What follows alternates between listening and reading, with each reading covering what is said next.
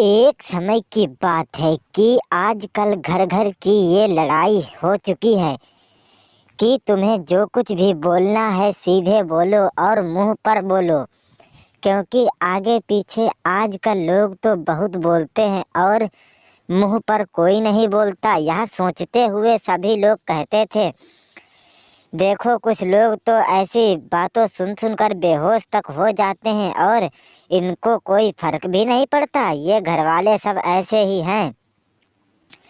सभी लोग जरा सतर्क हो जाइए और जो भी जिससे बात करनी है सीधे मुंह पर कहो, क्योंकि आगे पीछे बात करने से कुछ नहीं होगा। और तुम लोग पता नहीं क्या करते हो क्या नहीं। यह सोचते हुए उन लोगों ने सबको मारने भी लगते थे और वहाँ से भागने भी लगते थे। तो कोई चाकू लेकर भी आता था और कहने लगते थे, अरे भाई ये क्या, ये तो सब मैंने कुछ देखा ही नहीं है और हमें अब कुछ इससे मतलब नहीं है, क्योंकि हमें तो अब बस अपने आप से मतलब है। और कुछ लोग कहते थे, भैया हम तो जा रहे हैं, हमें कोई मतलब नहीं। और तभी बेचारे किसान भी क्या करते, और उन लोगों ने भी कहा हम भी भैया जा रहे हैं। और सभी लोग वहाँ से चले जाते हैं। कहते हैं ना, तुम्हें जो कुछ भी बोलना है मुंह पर बोलो।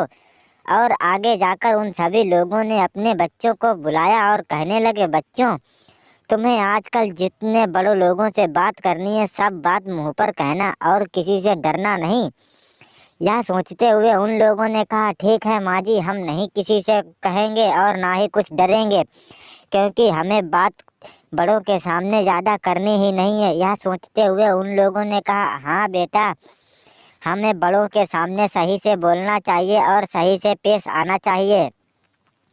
इतना सोचते हुए उन्होंने कहा, हाँ हाँ यह तो बात बिल्कुल सही है और चलो आओ घूमने चलते हैं। यह सोचते हुए वे दोनों तो कहते हैं, तुम जाओ हम बाद में आते हैं। और सरपंच जी आए, कहने लगे, बेटी जरा कपड़े तो ढंग के पहन लो, ये देखो कैसे पहने हुए कपड़े घूम रही है।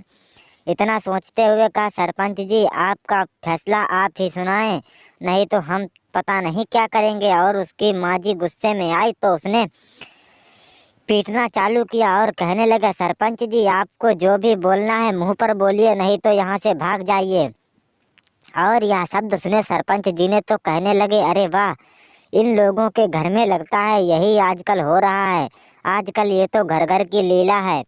इतना सोचते हुए सरपंच ने कहा, तुम चिंता मत करो, तुम्हारा साथ ही भला होगा।